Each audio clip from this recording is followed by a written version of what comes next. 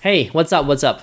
Okay, for the past couple of weeks, I have been running some tests on my channel. Yes, my own YouTube channel, because I feel like I am this close to solving the YouTube algorithm. In the last 4 weeks or so, I did 3 videos, which you might have seen, and I deliberately made them more or less the same because I needed to verify something that I think can grow my YouTube channel a lot quicker because of increased views and subscribers. Anyways, you may have noticed that this video I did is actually my best performing video on launch day, where it got over 2,000 views in less than 2 days. It may not sound a lot, but for my channel that averages about 200 to 300 views, this is pretty good, right? This video alone has 10 times more views than any of my other videos. Not only that, this video alone gave me 40 subscribers in just 3 days when it went slightly crazy. And hey, if every video I release has this kind of potential, I would have 10,000 subscribers by now. So this got me really excited, and I needed to find out. I need to find out why and how this happens, and this was killing me softly every single day. The best way to do this is to just try and replicate this phenomenon. And me, being a software engineer and analyst and a bit of everything, the best way to verify this is by the process of elimination, which means try out every single possibility until I find the right answer. So the next 2 videos after the successful one were all about validating my hypothesis and keeping me sane. Fortunately, I didn't need to test this as much this time around because I have tested out a lot of variables over the years, and I'm pretty close to knowing what the YouTube algorithm actually wants. Yes, there is an answer, I promise you. I'm not talking BS here, alright? Let me show you a chart. This is the chart I managed to grab from my dashboard that shows the number of views I got after a day. In this chart, the first one is, of course, the video that had a lot of success and also the one I'm trying to replicate. The second one here is the follow-up to the successful video. I'll label it as number 2. This here did not perform spectacularly.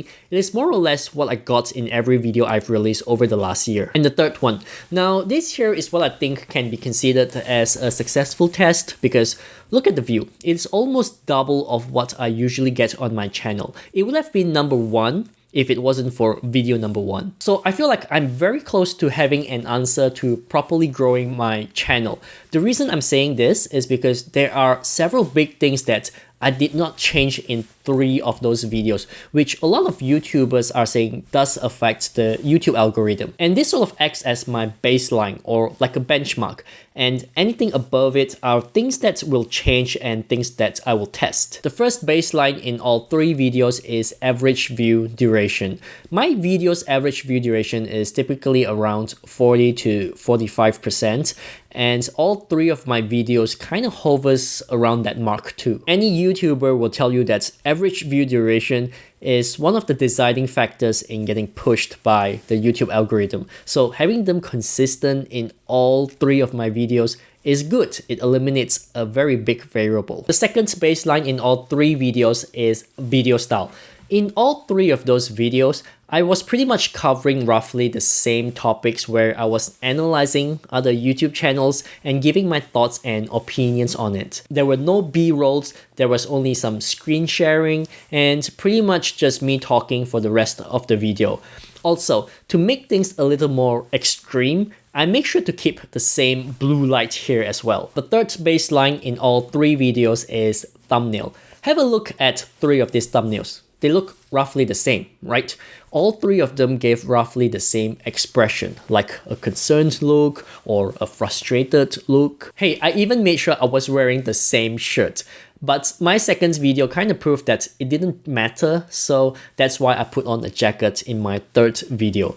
But also, most importantly, I dare not get a haircut just to do this experiment. Yes, I'm crazy. This mind of mine never stops. It is genius. Just kidding, I'm far from being a genius. If anything, I just have strange obsessions. So with all the big factors gone, especially in terms of content, the video itself, and thumbnail, once I eliminated those factors, I've only one factor left, which is the title of my video? Well, more like 1.5 fractal left. The thumbnail still played a minor role, but this is where I was able to get a more definitive answer to a question I have been asking since I started my YouTube channel. The answer turns out to be the words that I use in the title of my videos. In other words, copywriting. One of the reasons this video took off at the very start is because I actually did not come up with the title myself. As a matter of fact, I thought the title was very ugly and unattractive. The title I used was actually a slight modification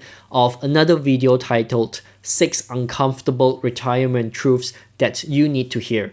And that video ended up performing really well for that channel. There was something in that title that made people click and also caused YouTube to push it. So I started researching a little and this is what I found. First, my video was quite similar to the title of another video, which at that time was getting tons of views as well. So I thought maybe the title was so similar that YouTube ended up pushing it, thinking that my video shares roughly the same content. But that's not what happened here. If that was the case, then my second video would have taken off as well, because the title for that is also a slight variation of another popular video. So what is it that the second title is missing? I think the problem here is because I was referring to myself in my title when I said, if only I knew this about YouTube channel. I feel like the title works for big YouTube channels with millions of subscribers, but it definitely does not work for small channels. Anyways, I started reading up a bit on copywriting and tried to understand powerful words to use on titles that pull in clicks. And turns out there are a few words that really do pull in views. And this is not a clever play of words. This is more around psychology. And this leads to my second point, your word selection in your title. So here it mentions that using the word you in the title makes the reader focus on the message and it becomes more relatable. Compared to the word I, where it is about me, that kind of sounds irritating and boring to some extent. But anyways, there are more words here they suggest to use that can get the attention of the viewer. You can easily Google this and there are tons of sources for copywriting. Just to keep this video going, I want to show you that I took one of those words recommended for copywriting, which is the word stress, and I put that into my third video. Then guess what? My third video performed above average. And turns out I need to learn copywriting and I suck at marketing. Previously, in most of my videos, the way I created my titles is just typing in whatever I think I will click, which is not how marketing works. I should be creating what the market wants to read, even if I think it is stupid. So that's one gigantic lesson there. The other thing is the wording in your thumbnail also plays a big part. Here you can see my first thumbnail and my third thumbnail are roughly the same and somehow they worked. And this tells me that the words in my thumbnail needs to be able to describe the type of emotion I want to portray in less than 5 words. So there you go, guys. If your video is not performing well, think about the title you use. A good thumbnail, a great topic, plus a well-written title with copywriting elements in it, you have a winning formula. Okay, to close this off, here's one question. Why didn't my third video take off like my first video did? If you're a big YouTube channel, you probably won't agree with me on this one, but I think it all comes back down to luck. If your channel is big enough, YouTube is more likely to push your video on launch. If you are a small channel though, you might get pushed randomly, but there's no way you can time it or plan it. I even tried creating a YouTube short where it only got 20 views in the first day.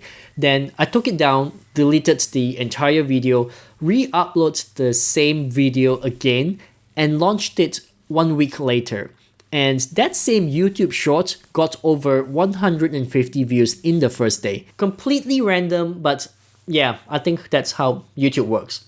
Anyways, I think I've said enough. More to come in the next one. Yeah? Thanks for watching and I'll see you again. Oh, and don't forget to like and subscribe.